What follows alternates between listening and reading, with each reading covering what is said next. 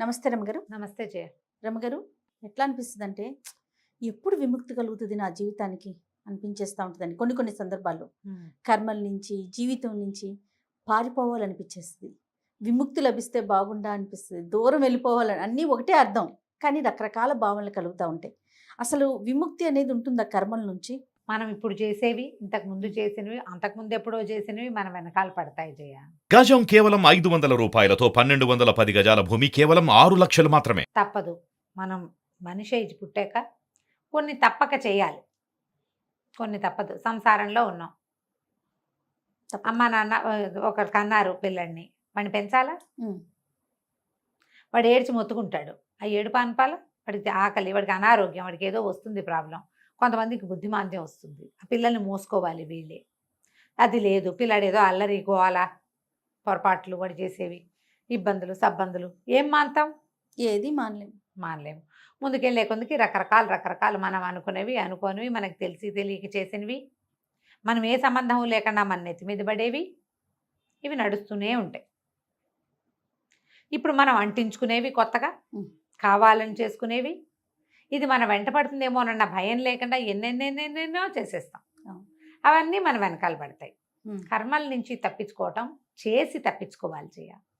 కర్మ ఏదో ఒక ప్రాబ్లం వచ్చింది, దీని నుంచి ఎట్లా తప్పించుకోవాలి అంటే అనుభవించాలి. దాన్ని అనుభవించాల్సిందే. మనం చేసుకున్న కర్మ మన నెత్తి మీద పడితే దాన్ని అనుభవించి తీర్చుకోవాలి. అనారోగ్యం ఏదో వైద్యం చేయించుకుంటూ దీన్ని తీర్చుకోవాలి. ఇది డబ్బులు లేవు, దరిద్రం, దాంతో బాధపడుతున్నాం, అనుభవించి తీర్చుకోవాలి.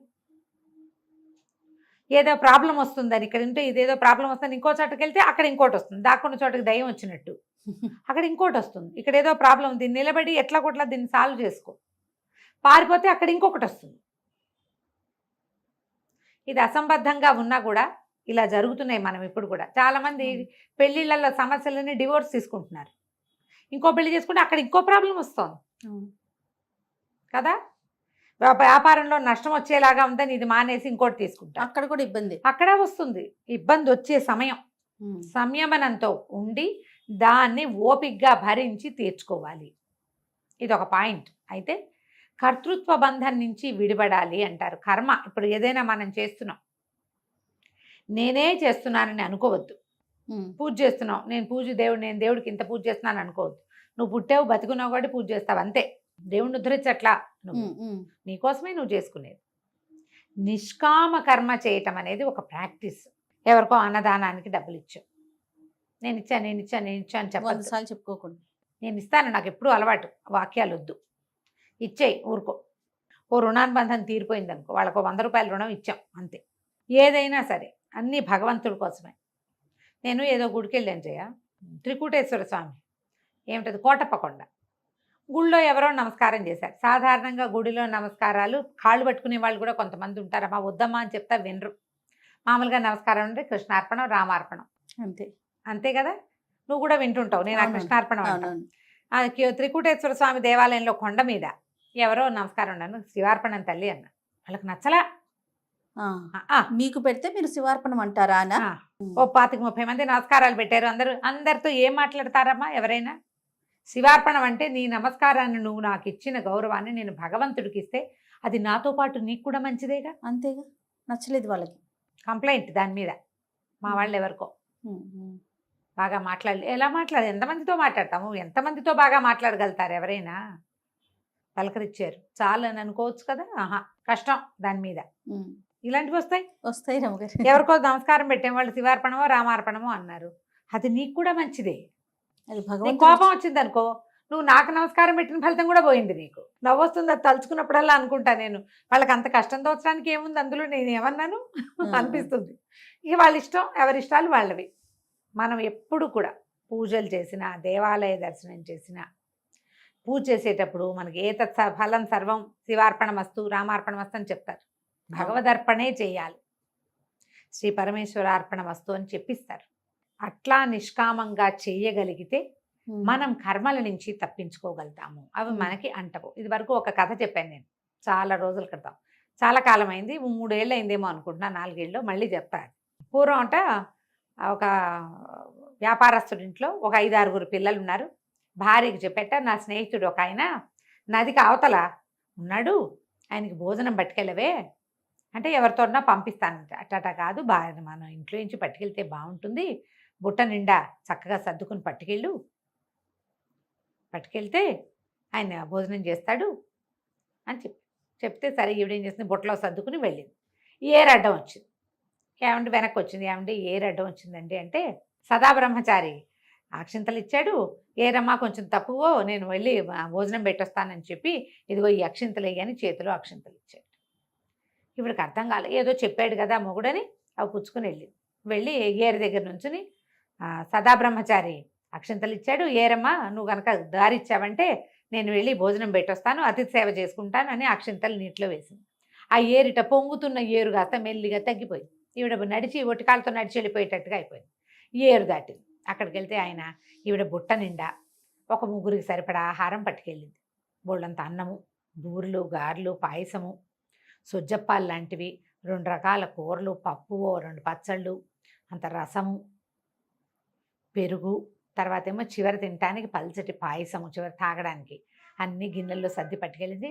చక్కగా అరిటాకు వేసి వడ్డిస్తే మొత్తం తినేశాడు ఆయన. గుండున్నటువంటి సన్యాసి గారు తినేసేసి, అమ్మ మీ ఆయన అడిగాను నేను చెప్పమ్మా, మళ్ళీ ఇటు వచ్చినప్పుడు కనపడతాను అన్నాడు. ఈవిడ బుట్ట పుచ్చుకుని మళ్ళీ వెనక్కి వెళ్తే ఏరు అడ్డం వచ్చింది. వెనక్కి వచ్చి అయ్యగారు ఏరు అడ్డం వచ్చిందండి అన్నది. అంటే సరే ఆయన అన్నాడు, 2 అక్షింతలు చేతిలో పెట్టి, అమ్మాయి సదోపవాసి అక్షింతలు ఇచ్చాడు, ఏరమ్మ తొలగమంటే ఏరు తొలుగుతుందమ్మా అన్నాడు. ఈ అమ్మాయి పోయి ఆవిడ ఏం చేస్తే అక్షింతలు వేసి, సదోపవాసి అక్షింతలు ఇచ్చాడు, ఏరమ్మ దారి తొలిగితే నేను ఇంటికి వెళ్ళిపోతానంటే ఏరు మళ్ళీ తగ్గిపోయింది. నడుచుకుంటూ ఇంటికి వచ్చేసింది.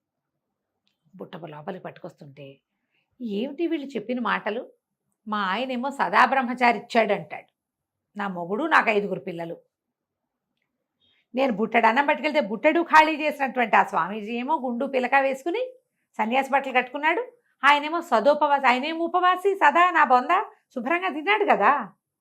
అమ్మమ్మ ఇలాంటి మాటలతో నన్ను మోసం చేయడు కదా, ఏరెట్టా మోసపోయింది. నేనంటే పోనీ పిచ్చి బొందని, ఈయనకి పెళ్ళాను కాబట్టి, ఏదో ఆయన వెళ్ళే అతిథి కాబట్టి ఆయన చెప్పిన మాట నేను వినాలి. ఏరెట్లా విన్నది ఈ వీళ్ళ మాట, నాకు అర్థం కాల. బుట్ట పక్కన బారేసి కూర్చుంది మాట్లాడుకొని. భర్త వచ్చి ఏమీ అన్నం పెట్టొచ్చావా అన్నాడు. పెట్టొచ్చాను, నాకు అసలు అర్థం కావట్లేదు, నువ్వు 5 పిల్లల్ని కన్నావు, మళ్ళీ ఇప్పుడు నెలదప్పిందేమో అని అనుమానంగా ఉంది, నువ్వేమో బ్రహ్మచారివి, 3 మనుషులకు పట్టుకెళ్ళి అన్నావు ఏకద్దామని స్వాహా చేశాడు, ఆయనేమో సదోపవాసి అంటాడు, ఎటా ఇది పొసుగుతుంది అంటే ఆయన ఏం చెప్పాడంటే, వసే మా నాన్న నిన్నిచ్చి నాకు పెళ్లి చేశాడు, ధర్మ ప్రజా సంపత్త్యర్థమానికి మంత్రం చెప్పించాడు, ధర్మేచ కామేచ నా అర్ధేచ నాతిచరామి అని చెప్పించాడు. మంత్రానికి విలువ ఇవ్వాలా, మా నాన్న మాట విలువ ఇవ్వాలి, అందుకని నీతో కాపురం చేస్తాను, నీకు పిల్లలు పుడుతున్నారు. బాగుంది. నా కోసం కాదు ఇది, ఏం చెప్పబడిందో అది చేస్తున్నాను అంతే. నేను ఎప్పుడు బ్రహ్మచారినే, నేనేం నీ వెంటబడి చేసుకోవాలా, నువ్వు కాకుండా ఇంకొక చోటకి నేను వెళ్ళాల, కాబట్టి నేను బ్రహ్మచారిని. ఆయన ఎప్పటికి సంవత్సరం నుంచి అన్నమే తినలే. ఆయన ఎప్పుడు ఉపవాసం వింటాడు. నేను పంపించాను, నువ్వు ఒక స్త్రీ ముత్తైదు, తనకు అన్నం పట్టుకొచ్చింది, బిడ్డలు గడ్డ కళ్ళ తల్లిని తిన్నాడు, నీ కోసం తిన్నాడు కానీ ఆయన కోసం తినలే. ఆయనకు అన్నమక్కర్లా నీళ్ళక్కర్లా, హాయిగా ఉంటాడు. నువ్వు పెడితే తింటాడు, నువ్వు పెట్టకపోతే చచ్చినాడు. ఆయన ఏమన్నా అడిగాడా మన్ని? అడగలేదుగా. నేనేమి నీ వెంటపడలేదు, ఆయనేమి నీకు అన్నం పెట్టమనలేదు. అంచేత ఆయన ఉపవాసే, నేను బ్రహ్మచారిని అన్నాడు. ఆవిడ ఆశ్చర్యపోయింది.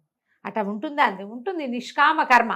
అందుకే మా మాట ఏరుకు తెలుసు మా లోపల ఏముందో, ప్రకృతి చూస్తుంది కదా. అదేగా. ఇప్పుడు ఇందులో పాయింట్ ఏంటమ్మా, మన చుట్టూతా ఉన్నటువంటి ఎనర్జీ, యూనివర్స్, అది మనని చూస్తుంది. నువ్వు ఎవరికైనా చెప్పినా చెప్పపోయినా, ప్రజలకు తెలిసినా తెలిపోయినా నష్టం లేదు. నీ లోపల నువ్వు ఏమనుకుంటున్నావు అనేదే ఇంపార్టెంట్. వీళ్ళని ఉద్ధరించాను, వాళ్ళని ఇది చేశాను, వాళ్ళకి అది ఇచ్చాను, వాళ్ళు పైకి వచ్చారంటే నా వల్లే కాదు. ఇవన్నీ నీ కర్మల్ని పెంచుతాయి. ఏ కర్మలు నీకు అంటకూడదు, నీకున్న కర్మలు కూడా తగ్గాలి అంటే ఇతరులకి సహాయం చేయి. నా కర్మలు తగ్గడానికి ఇది చేశా అనద్దు. నువ్వు ఒక మనిషివి, ఇతరులకు సహాయం చేయడానికే భగవంతుడు నిన్ను పుట్టించాడు అనుకొని చేయి. నువ్వు పూజ చేస్తా, రోజు పూజ చేస్తా, ఇన్ని పువ్వులు పెట్టినా, ఇంత ప్రసాదం చేసినా వద్దు. భగవంతుడు నిన్ను పుట్టించాడు, ఆయన కృతజ్ఞతగా ఆయన్ని పూజించడం నీ విధి. మనిషివి నువ్వు, జ్ఞానం ఉంది నీకు. నువ్వు 4 కాళ్ళ జంతువు కాదు, 2 కాళ్ళ జంతువువి. నీకు బుద్ధిని పెట్టాడు, పూజ చేయాలని ఆస్థాన్ని పెట్టాడు, నీకు ఒక ఆధ్యాత్మిక ధోరణి పెట్టాడు, ఓ మంత్రం నేర్చుకునే నాలుకని పెట్టాడు. చేస్తున్నావు. చెయ్యి. అప్పుడు అన్నీ చేయలేం జయ ఇట్లా. ఉమ్. ఇది చెప్పడం సులువు, అవునవును. నిష్కామ కర్మని అవలంబించడం బహు కష్టం. కొన్ని చోట్లైనా మీరు అది నేర్చుకోవాలి. భగవద్గీత చెప్పింది కూడా ఇదే, నీ పని నువ్వు చెయ్యి. కర్మణ్యేవాధికారిస్తే మా ఫలేషు కదాచన అన్నాడు ఆయన. ఫలితం మీద నీకు ఎప్పుడూ అధికారం లేదు, ఉమ్. పని మాత్రమే. నువ్వు ఒక క్షత్రియుడివి, యుద్ధరంగంలో ఉన్నావు, యుద్ధం చేయాలి, ధర్మం కోసం యుద్ధం చేయి అంతే. వాడు చచ్చిపోతాడు, వీడు చచ్చిపోతాడు, వీడు నేనే చెప్పాను, నా వల్ల ఏమీ లేదు అందులో. ఇంకా నువ్వు చెయ్యాలి, చెయ్యి. మనం కూడా అంతే. అప్పుడు మనం కర్మల నుంచి తప్పించుకోగలుగుతాం. తప్పించుకోవాలంటే ఇది మార్గం. నువ్వు దేవాలయ దర్శనం నిత్యం చెయ్యి. దేవాలయం ఉంది, అక్కడ శక్తి కేంద్రీకృతం అయి ఉంది. ఉంటుంది, భగవంతుడు అక్కడ కొలువై ఉంటాడు, ఆయన్ని చూడు. అంతే. అద్భుతం. సహాయం చెయ్యి. సహాయం చేయడానికి నీ దగ్గర 10 రూపాయలు ఉన్నాయి, ఓ రూపాయి నువ్వు ఎవరికైనా ఇవ్వగలవు, ఇచ్చేయి. ఉమ్. నేను రూపాయి ఇచ్చా అనుకోవద్దు, భగవంతుడు నాతో ఇప్పించాడు, ఉమ్. నాతో ఇప్పించాడు, నాకు ఇచ్చే శక్తి ఇచ్చాడు, ఇచ్చే బుద్ధిని ఇచ్చాడు భగవంతుడు. లేదు ఇప్పటిదాకా, ఇప్పుడే నేను తెచ్చుకుంటా, అది దేవుడు ఇచ్చిందే, అది నేను తెచ్చుకుంటాను, నువ్వు తెచ్చుకున్నట్టు కాదు, అది నీకు పుట్టించాడు భగవంతుడు, ఆయన ఇచ్చాడు. ఆయన ఇచ్చాడు. అది కూడా ఈ ధోరణితోటి ఉంటే మనం వీటి నుంచి తప్పించుకోగలుగుతాం. అసలు ఇవేవి లేవండి అంటే ఏమీ లేదు. మన విధానం అంతే. మన ఆలోచన ఆలోచన విధానం విధానం. కనుక ఇలా ఉంటే మనం బెటర్ హ్యూమన్ బీయింగ్గా ఉండగలుగుతాం. నమస్తే. నమస్తే.